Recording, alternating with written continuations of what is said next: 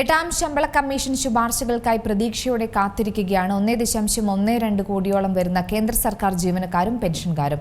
എട്ടാം ശമ്പള കമ്മീഷന്റെ ടേംസ് ഓഫ് റഫറൻസ് സർക്കാർ ഇതിനകം അംഗീകരിച്ചിട്ടുണ്ട്. എന്നാൽ ശമ്പള പരിഷ്കരണത്തിൽ നിന്ന് ആരൊക്കെ പുറത്താകുമെന്ന ആശങ്കയും ജീവനക്കാർക്കിടയിൽ നിലനിൽക്കുന്നുണ്ട്.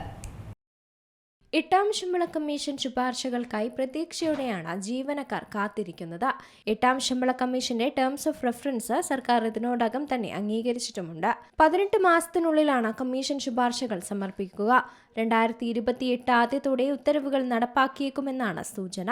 ഇതുവരെയുള്ള രീതി അനുസരിച്ചാണെങ്കിൽ പുതുക്കിയ ശമ്പളവും പെൻഷൻ ഘടനയും 2026 ജനുവരി 1 മുതൽ മുൻകാല പ്രാബല്യത്തോടെ കിട്ടേണ്ടതായിരുന്നു. അതിനിടെ ഡിസംബർ 31, 2025 വിരമിക്കുന്നവർക്ക് എട്ടാം ശമ്പള കമ്മീഷൻ പ്രകാരമുള്ള പുതുക്കിയ പെൻഷൻ ലഭിച്ചേക്കില്ലെന്ന തരത്തിലുള്ള അഭ്യൂഹങ്ങളും ആശങ്കയ്ക്ക് വഴിവെച്ചിരുന്നു. ഇപ്പോഴത്തെ അക്കാര്യത്തിലൊക്കെ വ്യക്തത വരുത്തുകയാണ് കേന്ദ്ര സർക്കാർ.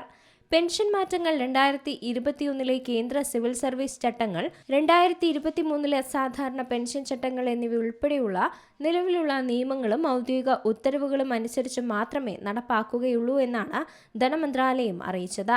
അതുകൊണ്ട് തന്നെ പഴയതും പുതിയതുമായ പെൻഷൻകാർക്കിടയിൽ വേർതിരിവുണ്ടാകുമെന്ന ആശയക്കുഴപ്പം ശരിയല്ലെന്നും സർക്കാർ വ്യക്തമാക്കിയിട്ടുണ്ട്. കേന്ദ്ര സർക്കാർ ജീവനക്കാരുടെ ശമ്പളം, അലവൻസുകൾ, പെൻഷൻ എന്നിവ സംബന്ധിച്ച ശുപാർശകൾ നൽകാനാണ് എട്ടാം കേന്ദ്ര ശമ്പള കമ്മീഷനെ നിയോഗിച്ചിരിക്കുന്നത്. 2025 ധനകാര്യ നിയമത്തിലെ 4ാം ഭാഗം നിലവിലുള്ള സെൻട്രൽ സിവിൽ സർവീസസ് നിയമങ്ങളെയും പെൻഷൻ ബാധ്യതകളെ നിയന്ത്രിക്കുന്ന തത്വങ്ങളെയും സാധൂകരിക്കുന്നതാണ്. ഈ നിലവിലെ സിവിൽ അല്ലെങ്കിൽ പ്രതിരോധ പെൻഷനുകളിൽ മാറ്റങ്ങൾ ഉണ്ടാക്കില്ല. നിയമം പെൻഷൻകാർക്കിടയിൽ പുതിയ വേർതിരിവുകളൊന്നും കൊണ്ടുവന്നിട്ടില്ലെന്നാണ് ധനകാര്യ സഹമന്ത്രി പങ്കജ് ചൗധരി ലോക്സഭയിൽ സർക്കാരിന്റെ നിലപാട് വിശദീകരിച്ചത്.